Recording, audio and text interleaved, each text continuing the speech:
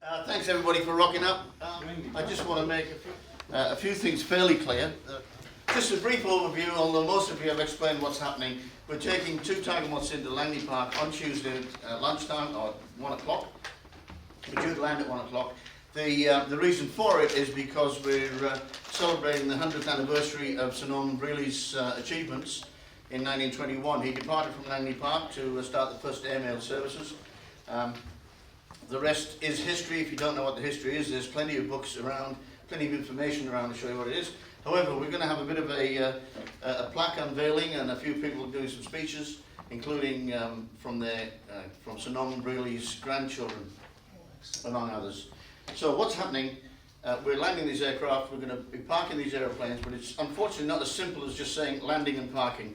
As you can imagine, the amount of work they have to go through here. First of all, there's Langley Park. We can't just land an aeroplane here because there's people who might want to cross over here and there and whatever. That's going to make landing difficult because with the tiger moth, it's very difficult to see people running across in front of you with all those wings and wires and things you've got in front of you, isn't it? The big question has been these big buildings, and now there's another one there, and there's a bit of a crane and a jib and everything hanging up there. So that's not very good looking out that way. However, if we're going to land, we're going to land this way. And that's our displaced threshold, which is about where the lavatory is, which is a good, 300-400 metres in. So it's a fair way in. However, the wind so far forecast is going to be about 18 knots from the southwest. So we'll be landing this way, hopefully. That being the case, from Plain Street, we've got, I said to you, Gary, 300 metres, but it's going to be 150 because I've revised what you and I were talking about the displaced thresholds and display and da-di-da, and we can use 150 metres. Now 150 metres is about the end of the Hyatt. There's two close together crown. Well, there's a thing in the middle. Yeah. There's a building in the middle. I don't know if it's a hotel or just apartments. And then there's another. That's it. There's the plaza. It used to be the Okay. travel lodge. So there's a Hyatt. There's the other one, and it's about here. Right. So that's where the markings are going to be. So from the other thing that I missed out was there's going to be a row of cars this side and that side, and they're going to act as security to stop these people, these little pin people walking across and doing silly things. Yesterday I went there and had a look about 7:30 in the morning, and there's one bloke looked like he slept in the middle of the park. So that could be interesting. Yeah.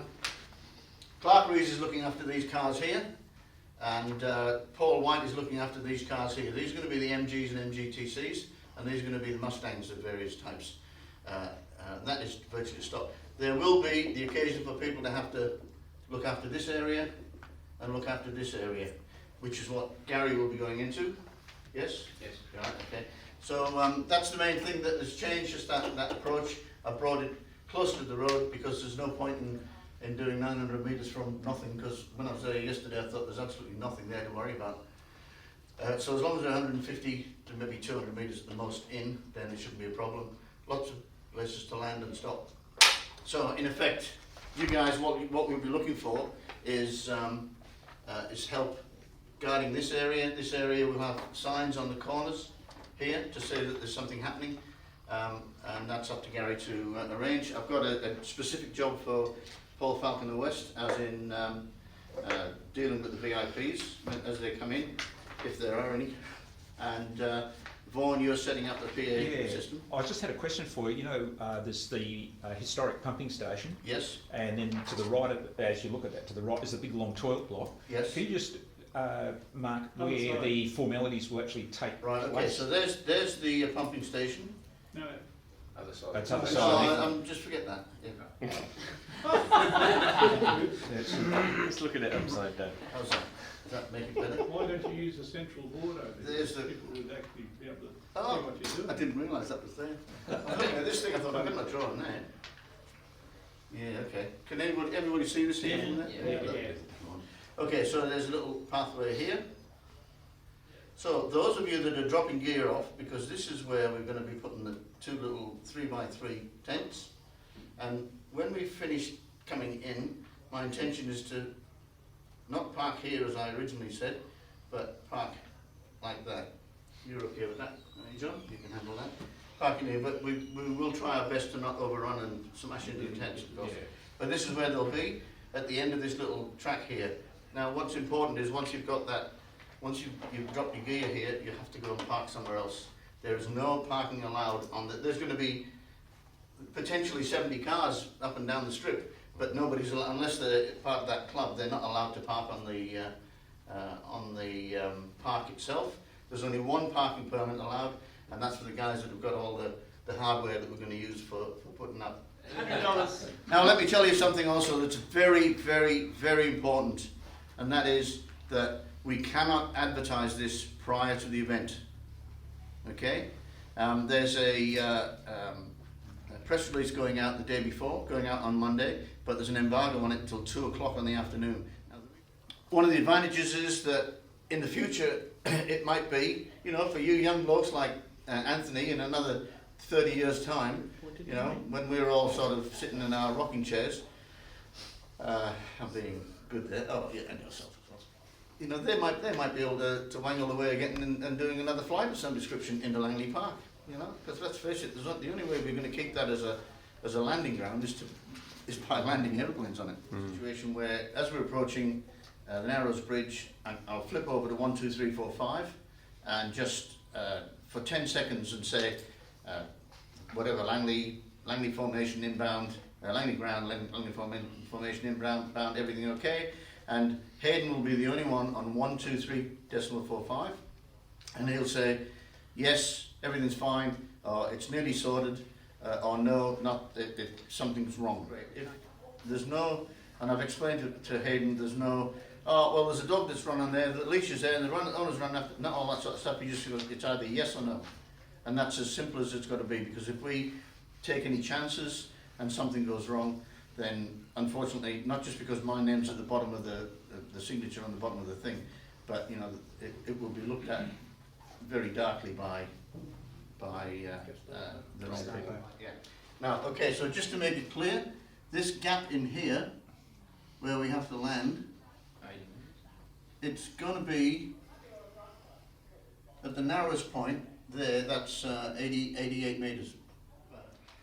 If there's somebody just sticking out a little bit past that line, here, it doesn't matter, because as I say, from that 150 line there, from the 150 metres to, what did I say, 450, 550 from there to there, so say 400 metres is about there. If I touch down and I get to this point here, then legally you can land behind me.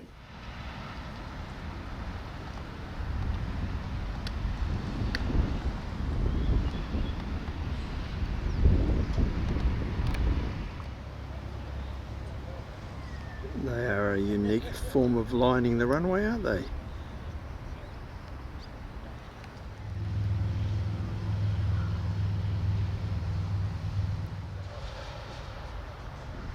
And on the other side of the river, a line-up of Mustangs.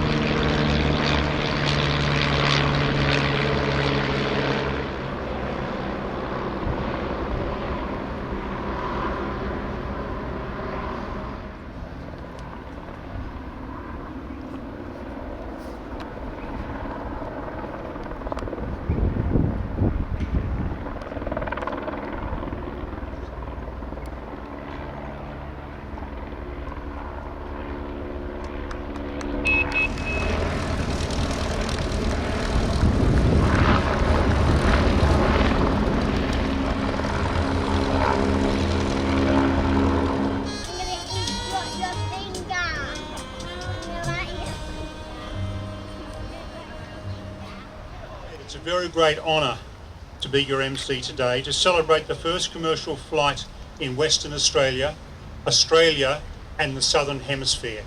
Not a lot of people know that. We are honouring some extraordinary young flyers and their flying machines with friends and relatives of those wonderful young flyers. They were great visionaries, but not in their wildest dreams could they have ever imagined what flying would be 100 years later. With, before COVID, 4.5 billion passenger flights a year. They took off in planes only fractionally bigger than the tiger moths you see in front of you. To tell you more, may I introduce the President of the Royal Aero Club, Ray Challen. Ray.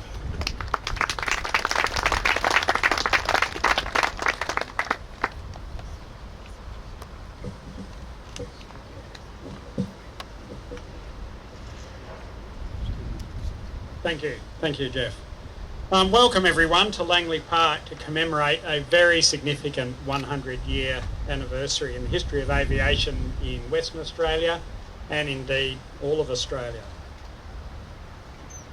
I'm the President of the Royal Aero Club of Western Australia, which actually has a history stretching back almost for the same 100 years of aviation in this state, and owes its origins and success to the same person, the great man Sir Norman Brearley, whose bust you see here. I'll say a few words about a bit of a potted history and some words about the historical significance of this anniversary. But before I do, I'd like to thank the people that have put a lot of effort into organising and operating this event. Firstly, Jeffrey, thank you very much for giving your time to emceeing it. Simon and Sally Bennison, grandson and granddaughter of Sir Norman Brearley, who have driven several commemorative events this year and indeed have kicked the Royal Aero Club along in some places to get this properly recognised. Thank you for your contribution. Jeffrey Court, ex-MMA pilot and ANZET executive. He actually resides in Melbourne and unfortunately prevented from being here by COVID. But he put an enormous amount of work into organising this and other commemorative events. Mick Harcourt, club captain of the Royal Aero Club and one of the pilots who flew one of the Tiger Moths in today, who with great bravery and tenacity tackled the approvals red tape to be able to fly those aircraft into Langley Park today.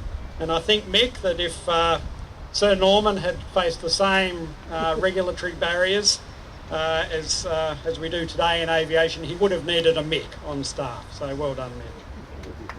Other members of the Royal Aero Club that have helped out with the organisation today, and particularly the MGTC and MG car clubs and Mustang Owners Club that have used their cars to mark out a landing strip and kept the general public out of trouble. Thank you very much. We really appreciate your help.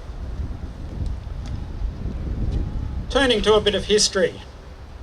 In 1919, then Major Norman Brearley had returned to Australia after being a combat pilot and flying instructor in the theatre of World War I. He actually came back here with what must have seemed an extraordinary aspiration at the time to forge a career in aviation. And he'd brought back to Australia a couple of war surplus Avro 504 biplanes, which were actually somewhat more primitive than the Tiger Moths that we see in the background. So Brearley was eking out a living of barnstorming in Perth and country towns of Western Australia, charging then £3 15 shillings for a 10 to 15 minute flight, which was about the average weekly mail wage at that time. So pretty expensive, but I don't think he was lacking in customers. Then in mid-1921, the great opportunity arose for Brearley to truly establish a commercial aviation career. The federal government released a tender to commence and operate an airmail service from the railhead at Geraldton over a distance of some 1,200 nautical miles around the coast to Derby, which was then the principal town of the Kimberley region. In what is actually a gigantic leap of faith that he could actually find the wherewithal to provide the service, Brearley submitted a tender and was ultimately successful in that tender in August 1921. And he said in that tender that was awarded in 1921 that he would actually start that service in December of that year. So he had an extraordinarily short period of 4 months in which he managed to go and secure some financial backers and raise finance to the tune of about $5 million in today's money. He formed Western Australian Airways as a public company. He procured and had delivered 6 Bristol Tourers from the UK which were developed from World War I early bombers. He recruited pilots and crew, dealt with the federal government for construction of airfields, and made arrangements for fuel and other logistics. All that done in 4 months between the award of a tender and taking off on a first flight, which is an absolutely extraordinary commercial achievement, let alone one of human endeavour. And here he was on the 4th of December 1921 with 3 Bristol Tourers leaving Perth from Langley Park, where we now sit or stand, en route to Geraldton to commence the service the next day on the 5th. And that air service was actually the first scheduled air service to operate in Australia. So this is really an anniversary event of national significance. And it was actually an enormous undertaking in the day. There was no aviation infrastructure to speak of. Airstrips actually had to be built for the service and were rudimentary at best and wholly inadequate at worst, as he was to discover on those first flights. There was none of the modern day benefits of radios, navigation equipment, weather forecasts or fuel availability, let alone anywhere to buy a coffee along the way. And they were commencing this flight in December when conditions in the north are quickly building to their most harsh and inhospitable. So the audacity, bravery and ingenuity of Norman Brearley and his flight crews cannot be overstated. In primitive aircraft and without precedent, the crews overcame obstacles of distance, extremely harsh conditions, mechanical problems, accidents and indeed deaths. Indeed, the history, or the record of history, is that the first flight ended in disaster shortly after it commenced from Geraldton, when one of the Bristols crashed at Murchison Station, killing the pilot and engineer Bob Fawcett and Edward Broad. With this setback, and with the need to have better preparation of airfields, the service didn't actually properly commence until February 1922, but let us not stop that technicality from detracting from December 2021 as the centenary of that first flight. So the 100-year anniversary of scheduled air services in Australia is an event worthy of recognition and cause for historical reflection. The Geraldton to Derby Air Service was the forerunner of the air services that ever since have supported the economy and community of Western Australia. Western Australian Airways went on to become part of Australian National Airways, the dominant domestic airline in Australia from the mid-1930s to early 1950s, and ultimately part of the major airline ANZAC. So we stand here today at the location of the start of it all. So when you were released from the confines of COVID in a month or two and hop on an airline to head off to distant parts, just stop and reflect that 100 years ago, back in 1921, air travel as we know it today started right here. Thank you.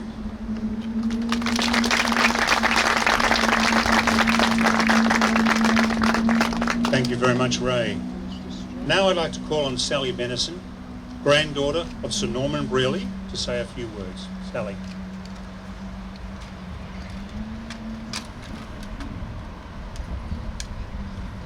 Thank you, Jeffrey. And thank you, Ray. I'm just here to do 2 minutes of saying we had a fabulous reenactment up north, thanks to Mick, thanks to Ray, thanks to the Aero Club, and we repeated Grandpa's journey, the one he did every week. I don't know how he did it, but it was certainly an eye-opener for all of us that did it. For a lot of the pilots, they hadn't necessarily flown up north, they stayed within the realms of Perth, but every one of us appreciated how Grandpa went up there with his wonderful crew and then delivered all the mail and turned around, came back here and then did it all the next week. It's just incredible how they did it in those tiny little planes, and this legacy now that we're leaving, not sure whether it'll be happening again in another 100 years, but we're very, very proud and we know how brave they all were. It was just amazing, and we don't know whether it could be repeated again in those tiny little planes, but we certainly take our hat off to every single one of them that were involved. And thank you, Jeffrey, for coming down today and emceeing this. This was meant to be just a little spontaneous time this afternoon, and I can't believe how many people are here, so thank you all for joining us.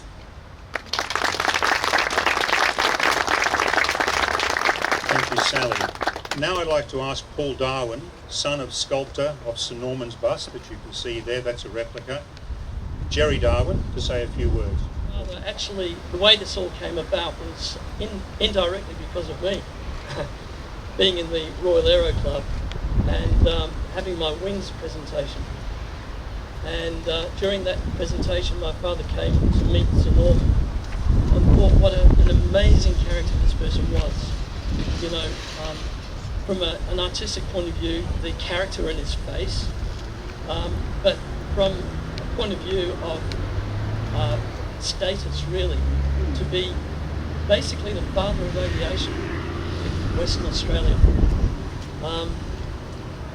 My father jumped to the opportunity basically of asking Sir Norman and also inquiring with government as to whether he might have the privilege to make a lasting piece of sculpture of Sir Norman for the state of West Australia. And this is what he produced. During the unveiling ceremony, that was almost 40 years ago, 39 years ago, the actual statue itself was unveiled by Wal Fife, the Honourable Wal Fife, deceased, and also Cyril Rushton, who I believe was the Deputy Premier at the time. And both of them gave an undertaking to Sir Norman that the bust would have pride of place in a new airport terminal that they were building at that time, which is the present-day International Airport. And I'm very happy to say that it did have a place of prominence in the airport. Many of you might remember it as you walked into the airport.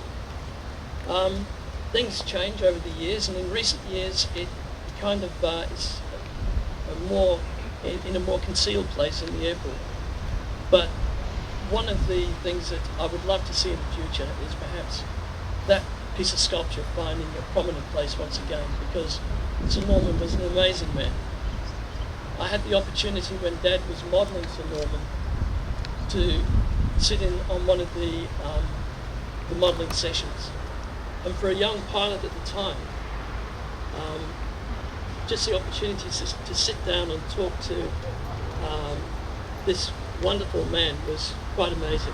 He was telling me about his air crew, the 6 air crew, about his aircraft that he was flying at the time, the difficulties in setting up the airline, but also the pride that he had. He very rarely referred to himself. He put the pride towards his air crew. He really had the greatest admiration for each and every one of them. And yeah, I think that's probably all I really need to say today, but just to say that once again it is a great privilege to be here, and thank you for listening. Thank you, Paul. And the actual bust itself can be found at Perth Airport, and hopefully next year it'll be relocated to where it should be, in a place of pride and prominence. But we just need Perth Airport to get over the problems of COVID first, and then we can get their arm and wring it to put it back where it should be. But if you have a good look at the bust, not only is it a perfect replica of Sir Norman, but it also captures the man, the kindliness of the man, beautifully. It's an exquisite sculpture. Now I'd like to call on Simon, Benison and Sally again to unveil the commemorative plaque which has been struck for this occasion. Thank you.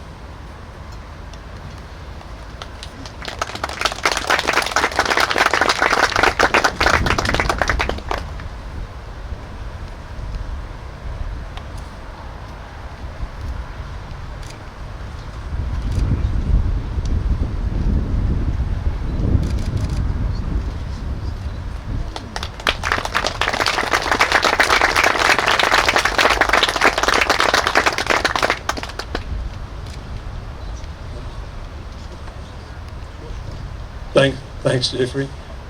This plaque is actually going to be mounted on a plinth, which is going under the tree just over here on Langley Park as a permanent memorial. There is already one on the pump house here. This pump house was quite a component and existed even when Norman started with his hangar down at Michael Durack, who was the MP at the time, at the corner of Langley Park, down at the western end. So it's all part of our strategy to keep this memory of the first scheduled air service within this region of Langley Park and the City of Perth. We thank them very much for cooperating and allowing us to do this. Thanks, Jeffrey.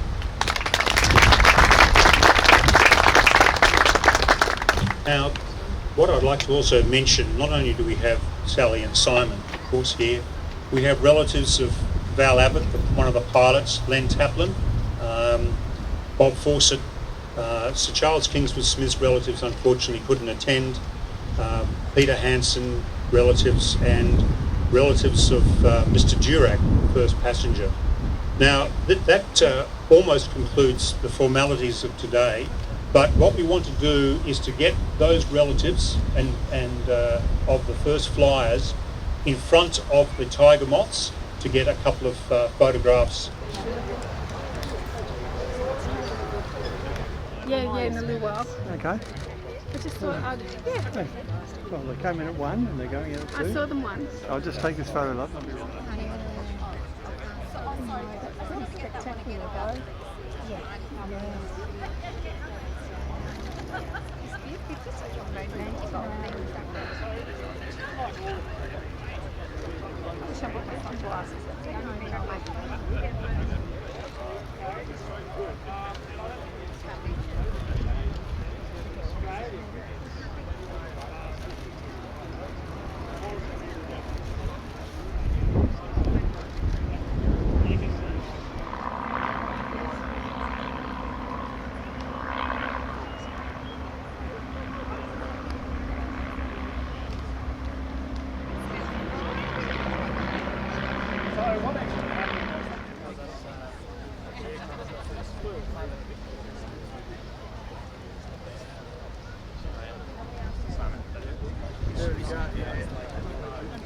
I'll have to sit in my favourite chair tonight, see you later, yes.